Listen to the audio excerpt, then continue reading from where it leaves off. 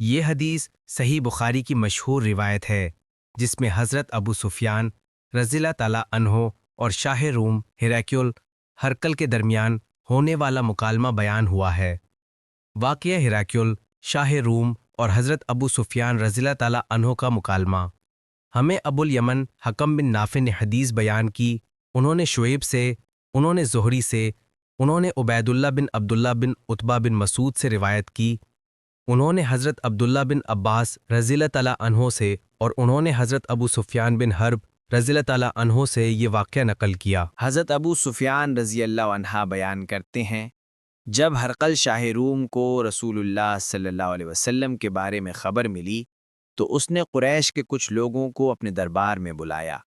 یہ اس وقت کی بات ہے جب ہم تجارتی قافلے کے ساتھ شام یعنی سیریا میں تھے۔ اس وقت رسول اللہ صلی اللہ علیہ وسلم نے ہم سے ایک صلح کا معاہدہ کیا ہوا تھا۔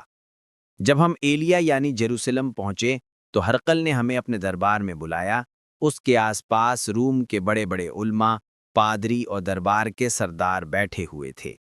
ہرقل نے اپنے ترجمان کو بلایا اور کہا، ان سے پوچھو تم میں کون آدمی ہے جو اس مرد محمد صلی اللہ علیہ وسلم کے نسب کے سب سے قریب ہے؟ میں ابو سفیان نے کہا، میں اس کا قریبی رشتہ دار ہوں۔ تو ہرقل نے کہا، مجھے پاس بٹھاؤ اور میرے ساتھیوں کو میرے پیچھے بٹھاؤ۔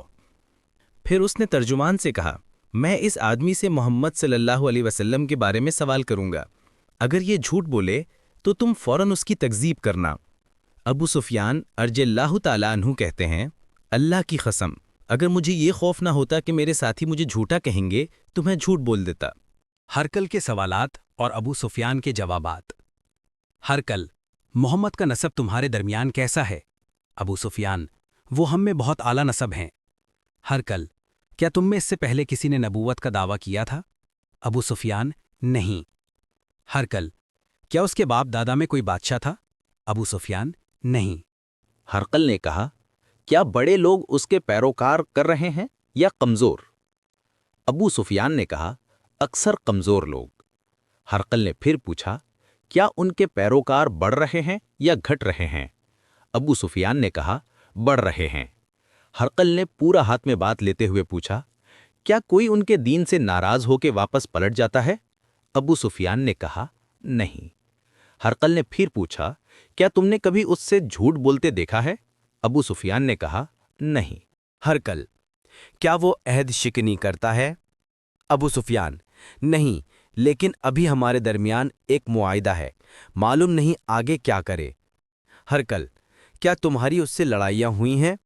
ابو سفیان، ہاں، جنگ کبھی ہمارے حق میں ہوتی ہے اور کبھی اس کے حق میں۔ ہرقل، وہ تمہیں کس چیز کا حکم دیتا ہے؟ ابو سفیان، وہ کہتا ہے صرف اللہ کی عبادت کرو، اس کے ساتھ کسی کو شریک نہ ٹھہراؤ، اور باپ دادا کی گمراہی چھوڑو۔ وہ ہمیں نماز، سچائی۔ ہرقل کا تجزیہ۔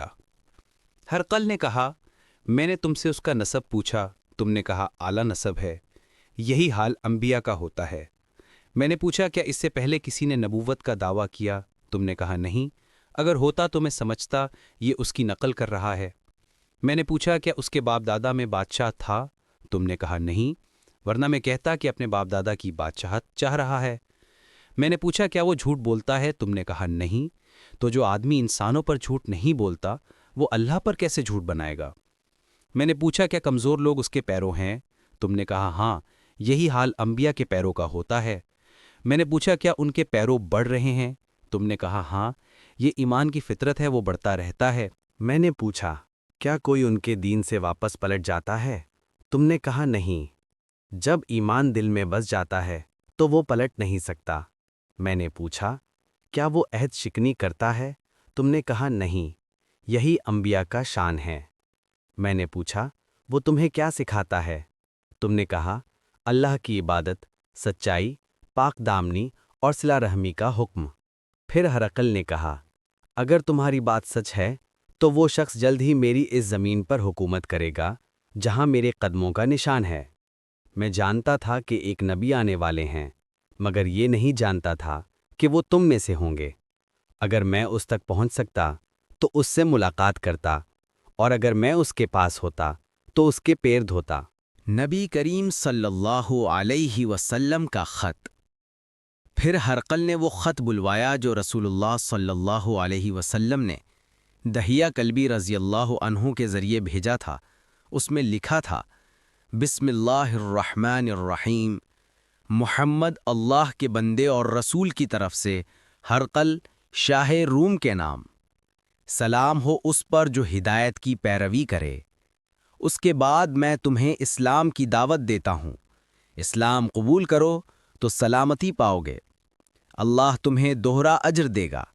اگر تم نے انکار کیا تو تمہارے رعیہ کا گناہ تم پر ہوگا۔ اے اہل کتاب، آؤ اس بات کی طرف جو ہمارے اور تمہارے درمیان برابر ہے کہ ہم صرف اللہ کی عبادت کریں، اس کے ساتھ کسی کو شریک نہ ٹھہرائیں، اور ہم میں سے کوئی دوسرے کو رب نہ بنائیں۔ اگر وہ منہ موڑ لیں تو کہہ دو ہم گواہ ہیں کہ ہم مسلم ہیں۔ بات کا حال، ابو سفیان رضی اللہ عنہ کہتے ہیں کہ جب ہرقل نے یہ خط پڑھا تو دربار میں شور مچ گیا، آوازیں اٹھیں اور ہمیں باہر نکال دیا گیا۔ میں نے اپنے ساتھیوں سے کہا، ابو کبشہ کے بیٹے یعنی محمد صلی اللہ تعالیٰ علیہ وسلم کا معاملہ بہت بڑا ہو گیا ہے، روم کا بادشاہ بھی ان سے خوفزدہ ہے۔ اس وقت سے مجھے یقین ہو گیا کہ وہ ضرور غالب ہوں گے، یہاں تک کہ اللہ نے مجھے اسلام کی توفیق دی۔ ہرقل کا خواب اور آخری حال۔ ابن ناتور، جو ایلیا کا گورنر اور روم کا بڑا پادری تھا، بیان کرتا ہے کہ ایک دن ہرقل صبح پریشان اٹھا اور بولا، میں نے ستاروں میں دیکھا ہے کہ ختنہ کرنے والی قوم کا بادشاہ غالب آ گیا ہے۔ دربار والوں نے کہا، یہود کے سوا کوئی ختنہ نہیں کرتا۔ تو ہرقل نے حکم دیا کہ تمام شہروں کے یہودیوں کو قتل کر دیا جائے۔ اسی دوران شاہ غسان کا بھیجا ہوا ایک آدمی آیا جس میں نبی صلی اللہ علیہ وسلم کی خبریں دی گئیں۔ جب ہرقل نے پوچھا کہ کیا وہ ختنہ شدہ ہیں تو اس نے کہا ہاں۔ ہرقل بولا کہ یہی وہ بادشاہ ہیں جن کا ظہور ہونے والا تھا۔ پھر اس نے اپنے ایک دوست عالم کو روم میں خط لکھا۔ اس نے بھی جواب دیا کہ محمد صلی اللہ علیہ وسلم واقعی نبی ہیں۔ پھر ہرقل نے ہمس کے دربار میں روم کے بڑے لوگوں کو بلایا، دروازے بند کر دی اور کہا، اے روم والوں، اگر تم چاہتے ہو کہ تمہیں ہدایت اور کامیابی ملے اور تمہاری سلطنت قائم رہے تو محمد صلی اللہ علیہ وسلم پر ایمان لاؤ۔ یہ سن کر لوگ پاگل گدھوں کی طرح دروازوں کی طرف دوڑے، مگر دروازے بند تھے۔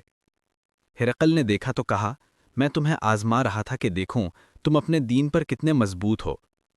پھر سب اس کے آگے سجدے میں گر پڑے اور یہی ہرقل کا آخری حال تھا۔